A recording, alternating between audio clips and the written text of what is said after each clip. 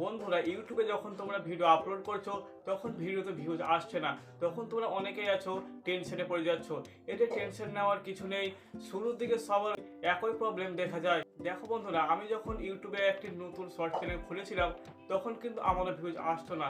তারপরে ধীরে ধীরে আস্তে আস্তে ভিউজ আসতে শুরু করে।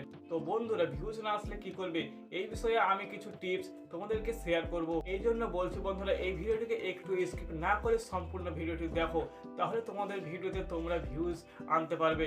তো বন্ধুরা, চলো মূল ভিডিওতে যাওয়া যাক। প্রথমত যে টিপস, সেটি হলো কন্টেন্ট অ্যানালাইসিস। কন্টেন্ট অ্যানালাইসিস যদি ঠিক না থাকে তাহলে কিন্তু তোমাদের ভিডিওতে ভিউজ আসবে না। আগে নিজের ভিডিওটা একবার দেখো, তুমি যে ভিডিওটা বানাচ্ছ সেই ভিডিওটা কি তোমার অডিয়েন্সরা পছন্দ করছে? ধরো তুমি একটা মোবাইল টিপসের ভিডিও বানাচ্ছ, সেই ভিডিওটা যদি কেউ খুঁজেই না পায় তাহলে ভিউজ আসবে কিভাবে? মানে আমি তোমাদেরকে বলতে চাইছি, তোমরা যে ভিডিওটিকে তৈরি করছো সেই ভিডিওটিকে এমন করে তৈরি করো সেই ভিডিওটি যেন সার্চে যাওয়ার সম্ভাবনা থাকে, আর মানুষ সার্চে সেই ভিডিওটিকে খুঁজে পায়, আর অডিয়েন্সও যেন মনে করে আরে হ্যাঁ, আমার যে ভিডিওটা দরকার ছিল সেই ভিডিওটা আমি পেয়ে গেছি। আর দ্বিতীয়ত যে টিপসটি হলো সেটি হলো এসইও। ভিডিওতে ভিউজ না আসার যে মূল কারণ সেটি হলো এসইও ঠিক মতো না করা। এমন একটি টাইটেল দাও যাতে অডিয়েন্সরা সার্চ করলে তোমার ভিডিওটা সার্চে আসার সম্ভাবনা থাকে। আর ডিসক্রিপশনটা বিস্তারিত লেখো।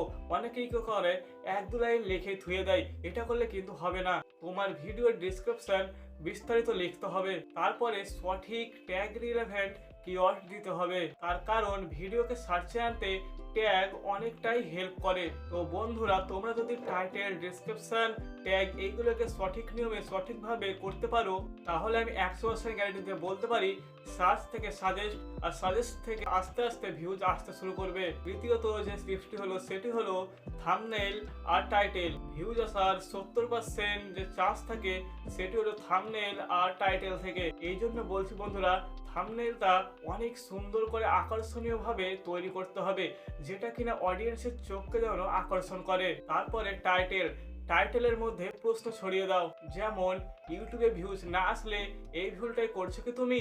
এইরকম ভাবে তোমরা যে ভিডিও করছো সেই ভিডিওর মধ্যে ওই রকমই একটি টাইটেল প্রশ্ন আকারে ছড়িয়ে দিতে হবে।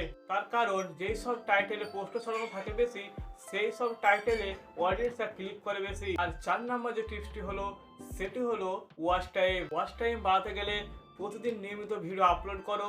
সপ্তাহে 2 থেকে 3টা ভিডিও দেওয়ার চেষ্টা করো। আর ভিডিওর শুরুতে এমন কিছু বলো যেন ভিডিওটা অডিয়েন্সরা শেষ পর্যন্ত দেখে। অডিয়েন্স তোমার ভিডিও যতক্ষণ দেখবে তত বেশি ইউটিউব অডিয়েন্সের কাছে রেকমেন্ড করবে, আর রেকমেন্ড করলে তোমার ভিডিওতে ওয়াচ টাইম পূর্ণ হতে থাকবে। এই জন্য বলছি বন্ধুরা, ভিডিওতে ভিউজ না আসলে তোমাদেরকে হাল ছাড়া যাবে না, ধীরে ধীরে ভিউজ আসবে। যদি কন্টেন্ট, এসইও, থাম্বনেইল আর নিয়মিত কাজ চালিয়ে যেতে পারো তাহলে আমি 100% গ্যারান্টি দিয়ে বলতে পারি তুমিও তোমার ভিডিওতে ভিউজ আনতে পারবে। তো বন্ধুরা, এই ভিডিওটি যদি তোমাদের একটু কাজে লেগে থাকে তাহলে একটি লাইক করে এই চ্যানেলটিকে সাবস্ক্রাইব করে রাখো।